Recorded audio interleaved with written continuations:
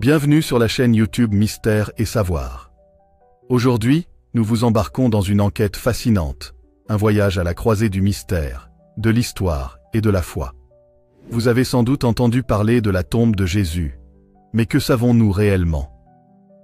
Ce récit vous dévoilera des secrets troublants, des découvertes archéologiques stupéfiantes et des théories envoûtantes qui risquent de bouleverser tout ce que vous pensiez savoir. Nous explorerons les récits anciens, les indices cachés et les énigmes historiques qui entourent l'un des plus grands mystères de l'humanité.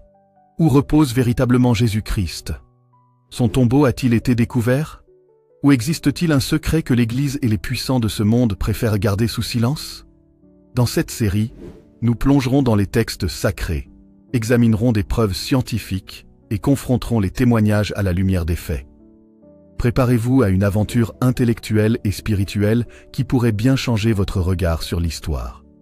Alors, installez-vous confortablement, ouvrez votre esprit et surtout, n'oubliez pas de liker cette vidéo et de vous abonner à Mystère et Savoir pour ne rien manquer des révélations à venir.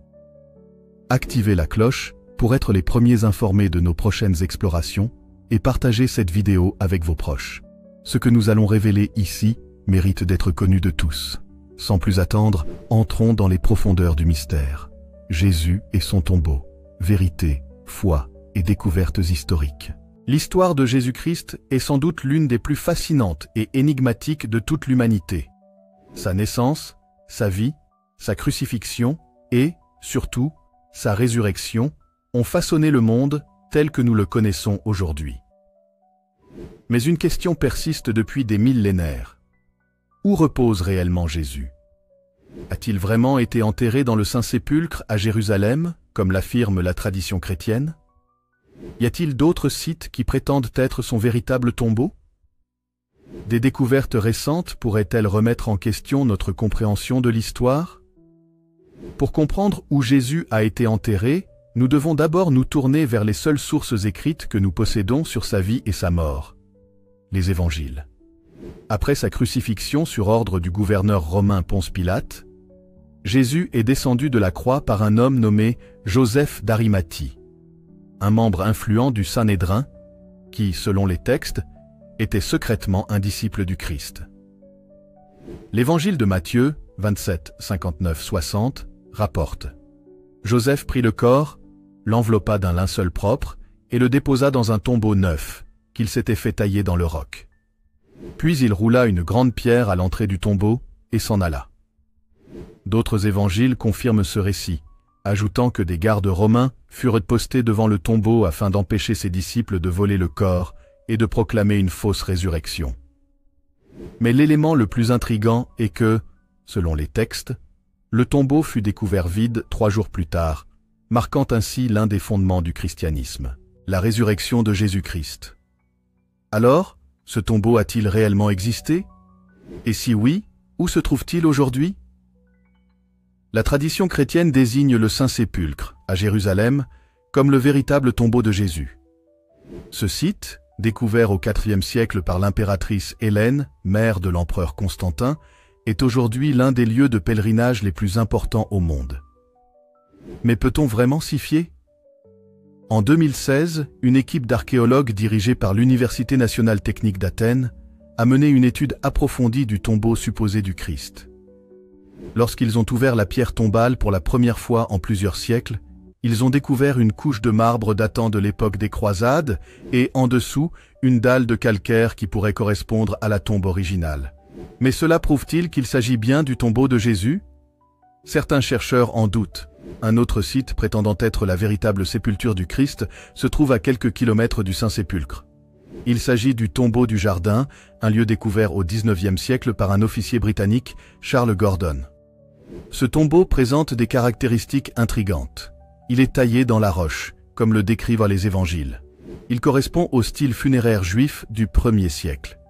Il se situe à proximité d'un lieu identifié comme étant le Golgotha, la colline de la crucifixion.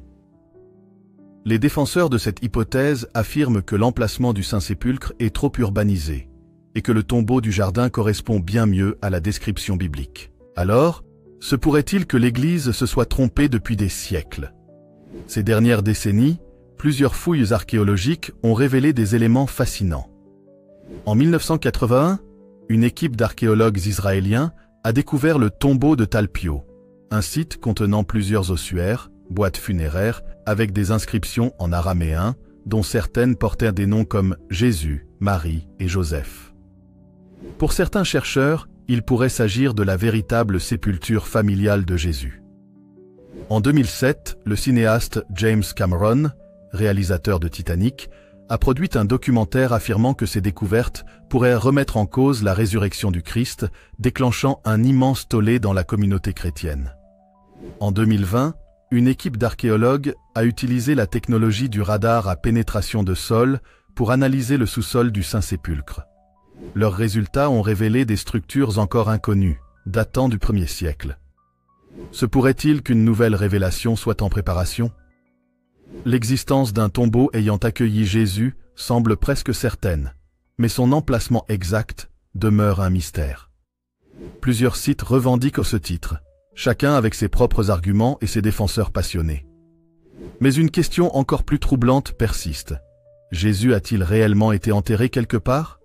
Ou bien son corps a-t-il disparu d'une manière encore plus mystérieuse ?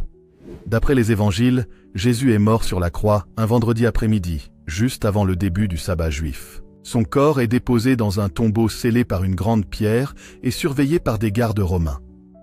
3 jours plus tard, plusieurs femmes dont Marie-Madeleine se rendent au tombeau et le trouvent vide.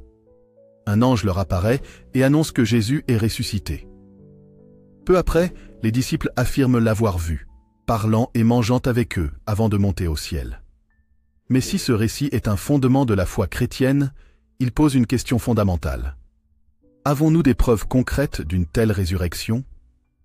Si nous regardons cette histoire avec un œil critique, plusieurs hypothèses alternatives émergent.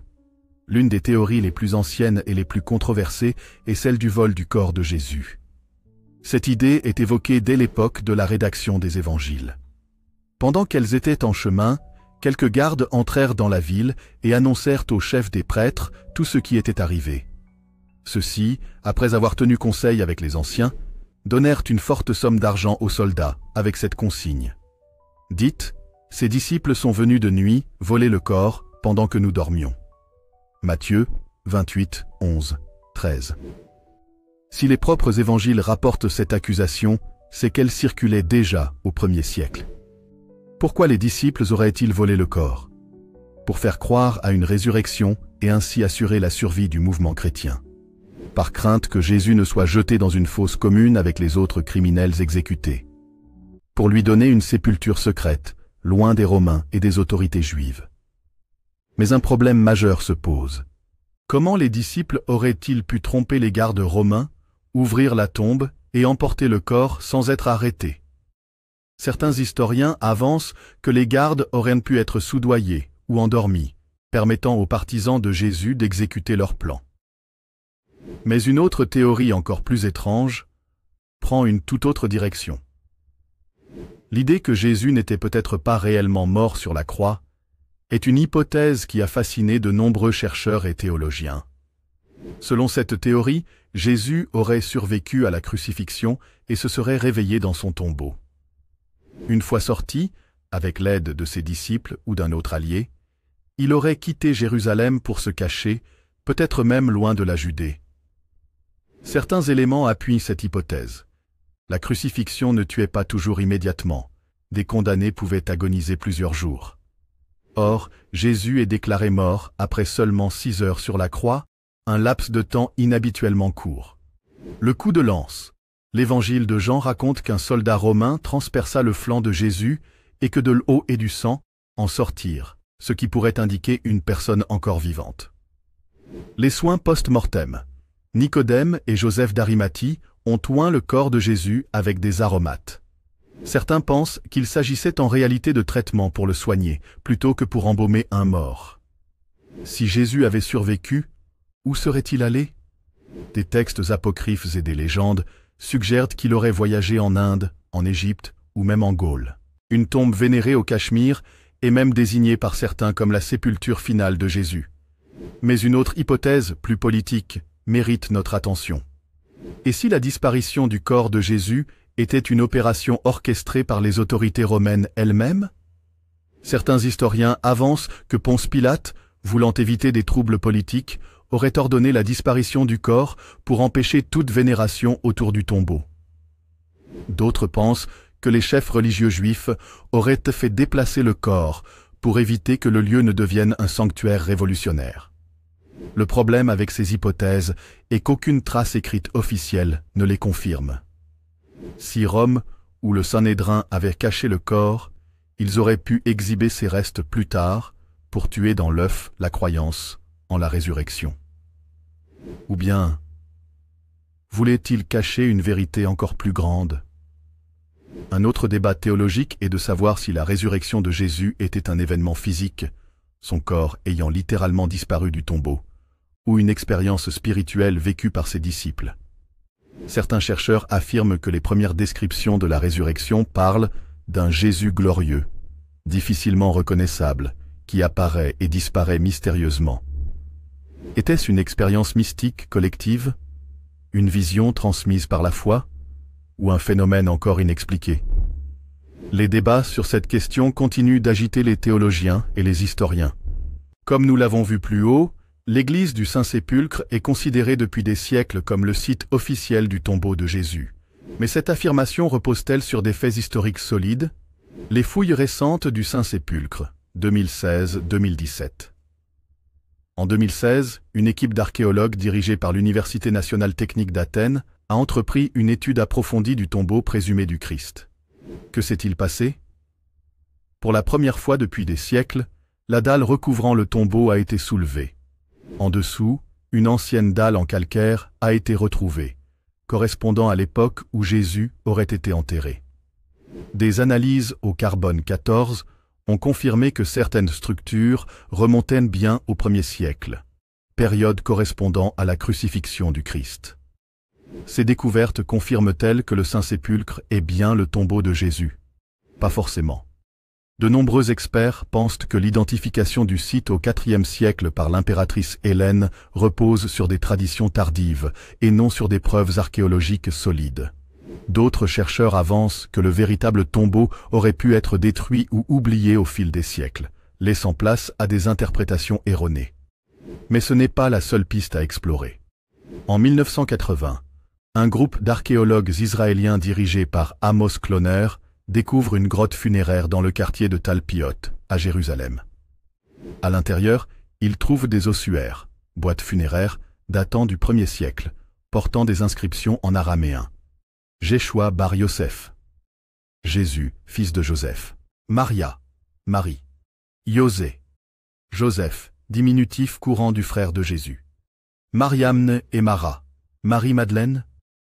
Ces noms correspondent étrangement aux figures majeures du Nouveau Testament. Mais cette découverte a soulevé une controverse énorme. Si ces ossuaires appartenaient vraiment à Jésus et sa famille, cela remettrait en cause la résurrection et la montée au ciel du Christ. Certains chercheurs estiment que ces noms étaient très courants à l'époque et ne prouvent rien. D'autres pensent que le tombeau de Talpiot a été mal interprété et qu'il s'agit d'une sépulture juive classique. L'Église et de nombreux historiens refusent catégoriquement cette hypothèse, car elle remettrait en cause le fondement du christianisme. Mais une question demeure. Si ce n'est pas le tombeau de Jésus, à qui appartient-il? Et surtout, pourquoi les autorités religieuses et scientifiques ont-elles si vite enterré cette affaire? Les archéologues ne sont pas les seuls à s'être penchés sur la question du tombeau du Christ. Des scientifiques ont également étudié des fragments de pierre et des reliques supposées appartenir à Jésus. En 2017, des chercheurs ont prélevé des fragments du tombeau du Saint-Sépulcre et effectué des tests de datation. La dalle de marbre recouvrant le tombeau remonte aux croisades, XIIe siècle. Mais la structure sous-jacente en calcaire date bien du 1er siècle. Cela prouve-t-il que Jésus y a été enterré? Non. Mais cela confirme l'existence d'un tombeau juif datant de l'époque du Christ à cet endroit. Parmi eux, certains parlent de la résurrection d'une manière bien différente des évangiles canoniques. L'évangile de Pierre. Un tombeau vide, mais pas de résurrection visible. L'évangile de Pierre, découvert en Égypte à la fin du XIXe siècle, décrit la crucifixion et la résurrection de Jésus sous un angle surprenant. Ce qu'il dit sur la résurrection, Jésus ne ressuscite pas de lui-même, mais 2 anges descendent du ciel pour l'en sortir. Une croix parlante annonce aux témoins « Jésus est ressuscité et il est monté au ciel ». Il n'y a aucun récit d'apparition physique de Jésus après sa résurrection, contrairement aux évangiles du Nouveau Testament. Si ce récit est authentique, cela signifierait que l'histoire de la résurrection a été altérée ou embellie au fil du temps. L'évangile de Marie-Madeleine, Jésus est le secret de la lumière. Cet évangile gnostique, découvert en 1896, présente une révélation secrète que Jésus aurait donnée à Marie-Madeleine après sa mort. Ce qu'il dit, Jésus n'est pas revenu sous une forme physique, mais sous une forme lumineuse, un pur esprit. Il aurait enseigné à Marie-Madeleine des vérités cachées sur l'âme et l'au-delà. Certains disciples, notamment Pierre, refusent de croire que Jésus ait pu confier ses secrets à une femme. Cette version remet en question la nature même de la résurrection. S'agit-il d'un miracle physique ou d'une expérience spirituelle ? En 1947, dans une grotte près de Qumran, un berger découvre les manuscrits de la Mère morte. Ces textes, vieux de plus de 2000 ans, appartenaient à une secte juive appelée les Esséniens. Des tests ADN ont été effectués sur les ossements retrouvés dans le tombeau de Talpio. L'ADN des ossements identifiés comme Jéchoua et Mariamne ne correspond pas à un lien fraternel, mais à une possible relation conjugale. Cela signifie-t-il que Jésus et Marie-Madeleine étaient mariés, comme le suggèrent certains textes apocryphes ? Cette hypothèse a énormément divisé les chercheurs et les croyants. Le linceul de Turin est sans doute l'un des artefacts religieux les plus célèbres et les plus mystérieux. Ce tissu, censé avoir enveloppé le corps de Jésus après sa crucifixion, porte l'image fantomatique d'un homme marqué par des blessures similaires à celles du Christ. Mais est-il authentique ? En 1988, un test au carbone 14 a conclu que le linceul date du Moyen Âge, 13e-14e siècle, et serait donc un faux. Mais d'autres scientifiques contestent ce résultat, affirmant que l'échantillon testé provenait d'une partie du tissu réparé bien plus tard. En 2018, une étude en imagerie 3D a montré que l'image du linceul est inexplicable par des moyens connus. Alors, s'agit-il d'un miracle ou d'une illusion fabriquée ? Les évangiles apocryphes sont des textes chrétiens anciens qui n'ont pas été inclus dans le Nouveau Testament lors du canon officiel établi par l'Église. Officiellement, ces écrits étaient jugés hérétiques ou non conformes aux enseignements de l'Église. Mais pour certains chercheurs, ces textes révèlent une autre facette du christianisme primitif. Parmi eux, certains parlent de la résurrection d'une manière bien différente des évangiles canoniques. Certains chercheurs pensent que les Esséniens attendaient un Messie souffrant, un chef spirituel persécuté, une description qui rappelle étrangement Jésus. Certains textes évoquent un mystérieux maître de justice, un homme saint qui aurait été trahi et tué injustement. Certains historiens suggèrent que Jésus aurait été influencé par les Esséniens et que ses enseignements ressemblent à leurs textes. Il est même possible que Jean-Baptiste ait été un Essénien et qu'il ait initié Jésus à leurs croyances secrètes. Mais pourquoi l'Église n'a-t-elle jamais reconnu ces écrits comme faisant partie de la tradition chrétienne ? Le gnosticisme est un courant religieux ancien qui considère que le salut ne passe pas par la foi en une résurrection, mais par la connaissance secrète, gnosis. Les textes gnostiques décrivent Jésus comme un être divin qui ne meurt pas réellement. L'évangile de Judas. Une trahison préméditée ? Découvert en 2006, cet évangile affirme que Judas n'a pas trahi Jésus, mais a obéi à un plan divin. Ce qu'il révèle, Jésus aurait demandé à Judas de le livrer pour se libérer de son enveloppe terrestre. Il aurait enseigné que son véritable royaume n'est pas de ce monde et que sa mort était une illusion. Si ce texte dit vrai, alors la crucifixion et la résurrection n'étaient pas un drame, mais une libération spirituelle planifiée par Jésus lui-même. Le Vatican possède l'une des plus grandes bibliothèques d'archives secrètes au monde. Certains prétendent qu'elle contiendrait des textes cachés sur Jésus et sa véritable histoire. Ce que disent les théories, des manuscrits originaux des premiers siècles pourraient contenir des versions différentes des évangiles. Des rapports romains sur Jésus et sa crucifixion auraient été supprimés. Le Vatican aurait des preuves archéologiques sur la résurrection qu'il refuse de divulguer. Évidemment, l'Église dément ces accusations, mais le mystère reste entier. L'une des premières théories avancées, après la disparition de Jésus, est celle du vol du corps par ses disciples. En effet, l'Évangile de Matthieu rapporte que les prêtres juifs craignaient que les disciples ne viennent voler le corps de Jésus pour faire croire à une résurrection. Matthieu 27, 64 donne l'ordre que le tombeau soit gardé jusqu'au 3e jour, afin que ses disciples ne viennent pas dérober le corps et ne disent au peuple « Il est ressuscité des morts ». C'est pourquoi des gardes ont été placés devant le tombeau, ce qui complique l'hypothèse d'un vol. Les disciples croyaient que Jésus était le Messie. Si celui-ci mourait sans accomplir sa mission, cela remettait en cause leur foi. En volant le corps, ils auraient pu maintenir l'illusion de la résurrection et sauver leur mouvement naissant. Le récit de la résurrection aurait renforcé la foi des premiers chrétiens et leur a donné le courage d'affronter les persécutions. Les disciples de Jésus étaient en fuite après sa mort. Auraient-ils osé affronter des soldats romains pour voler un cadavre? Beaucoup de ces disciples ont fini martyrs, préférant mourir plutôt que de renier leur foi. Auraient-ils accepté de souffrir pour un mensonge qu'ils auraient eux-mêmes fabriqué? Si le corps avait été volé, les autorités juives et romaines auraient sûrement retrouvé les coupables. Cette théorie soulève de nombreuses questions, mais elle ne suffit pas à expliquer les témoignages de ceux qui ont affirmé voir Jésus après sa mort. Une autre hypothèse troublante est que Jésus n'est pas réellement mort sur la croix, mais qu'il a survécu grâce à un enchaînement de circonstances extraordinaires. Les crucifixions romaines étaient conçues pour être une torture lente, durant 24 à 72 heures. Jésus est mort au bout de 6 heures seulement, Marc 15, 25-37, ce qui est inhabituellement rapide.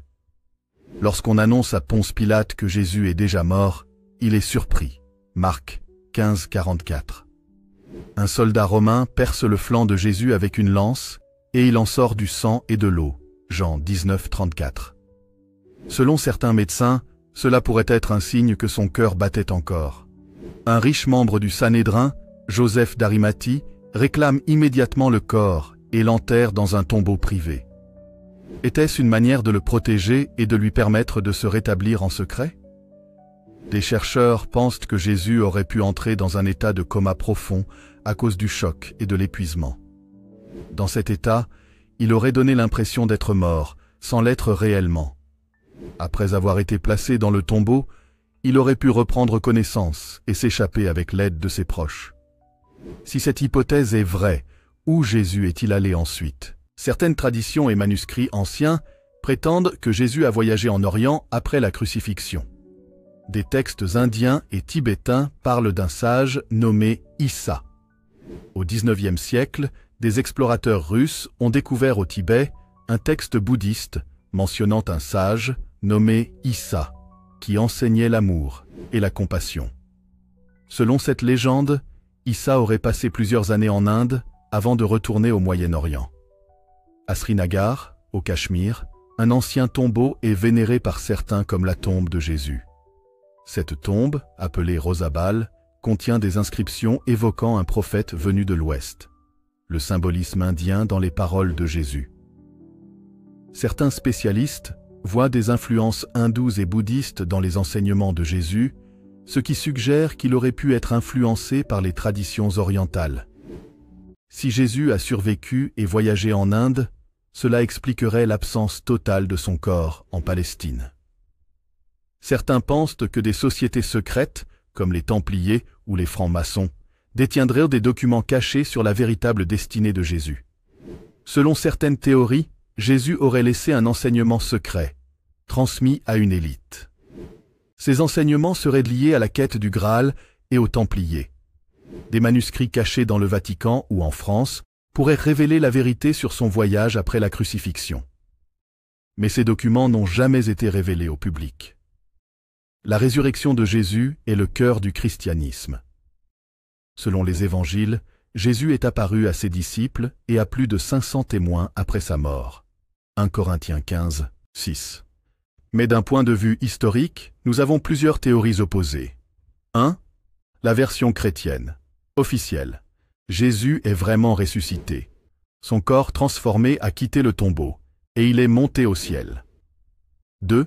La version rationaliste. Le corps a été volé ou déplacé, et la résurrection est une croyance née d'une interprétation symbolique. 3. La version mystique.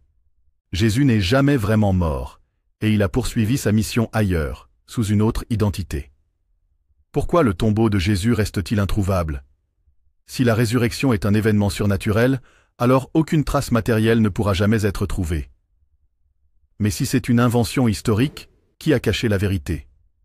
Si Jésus était un simple prophète parmi d'autres, pourquoi son message a-t-il survécu jusqu'à aujourd'hui? Le christianisme est devenu la plus grande religion du monde. Son message de paix, d'amour et de rédemption continue d'inspirer des milliards de personnes. Même en dehors du christianisme, Jésus est respecté par les juifs, les musulmans, les bouddhistes et les penseurs spirituels du monde entier. Un être divin ou un réformateur révolutionnaire?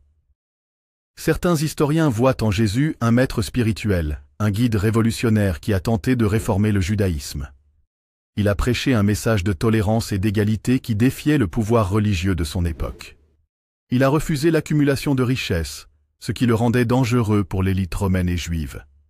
Il a transformé la notion de Messie, passant d'un roi guerrier à un sauveur spirituel. Mais alors, son message aurait-il été manipulé après sa mort? Dans les siècles qui ont suivi la mort de Jésus, l'Église a organisé plusieurs conciles pour définir officiellement la doctrine chrétienne. 325, après J.C. Le concile de Nicée. Sous l'empereur Constantin, l'Église décide que Jésus est fils de Dieu et non un simple prophète. Que les évangiles officiels seront Matthieu, Marc, Luc et Jean, rejetant de nombreux autres textes. Que la résurrection devient un dogme central. Les évangiles apocryphes ont-ils été censurés? Des textes comme l'évangile de Thomas, de Marie-Madeleine ou de Judas proposent une vision différente de Jésus. Ces évangiles ont été bannis par l'Église, car ils allèrent contre l'image officielle du Christ. Et si ces textes contenaient des vérités cachées sur son destin final? Les découvertes modernes ont soulevé plus de questions qu'elles n'en ont résolu. Aucune preuve absolue du tombeau de Jésus n'a été trouvée. Les sites archéologiques restent contestés. Saint-Sépulcre à Jérusalem, Talpio en Israël. Les manuscrits anciens offrent des versions contradictoires sur les derniers jours du Christ. Pourquoi les autorités religieuses refusent-elles d'explorer plus loin? Certains chercheurs pensent que le Vatican possède des archives secrètes qui pourraient remettre en question la version officielle. Et si la vérité était trop dérangeante? En fin de compte, la question est, ce que nous croyons est-il plus important que ce que nous savons? La foi repose sur la conviction personnelle que Jésus est ressuscité et qu'il vit encore spirituellement. L'histoire cherche des preuves matérielles, mais se heurte à des mystères irrésolus. Deux conclusions possibles. 1. Jésus est vraiment ressuscité, et c'est un miracle divin. 2. L'histoire de Jésus a été embellie au fil des siècles, et la vérité est plus humaine que surnaturelle. Nous sommes arrivés à la fin de ce voyage fascinant à travers l'un des plus grands mystères de l'histoire. Jésus et son tombeau. Depuis les récits bibliques jusqu'aux découvertes archéologiques, en passant par les théories les plus troublantes, nous avons exploré chaque indice, chaque preuve et chaque hypothèse qui pourrait nous rapprocher de la vérité. Mais au final, une chose est certaine. Jésus est bien plus qu'un simple personnage historique. Que l'on croie à sa résurrection ou que l'on cherche une explication rationnelle, son message continue d'inspirer des milliards de personnes à travers le monde. Son tombeau vide reste une énigme qui dépasse le cadre de la science et de l'histoire. Et son influence sur l'humanité demeure aussi puissante aujourd'hui qu'il y a 2000 ans. Alors, que devons-nous retenir de cette enquête? La foi et l'histoire sont parfois en conflit, mais elles peuvent aussi se compléter. Le mystère de Jésus et de son tombeau est loin d'être résolu, et peut-être ne le sera-t-il jamais totalement.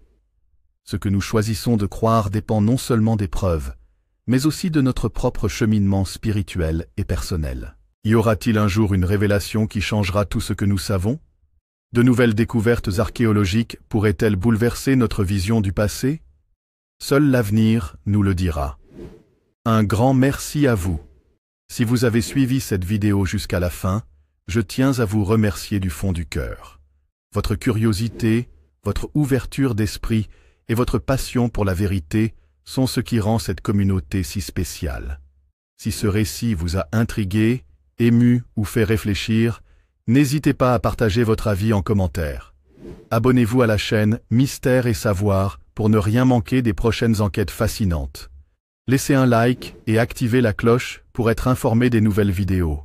Et surtout, gardez toujours l'esprit ouvert, car le monde est rempli de mystères qui ne demandent qu'à être explorés. À très bientôt pour de nouvelles révélations. Merci encore, et prenez soin de vous.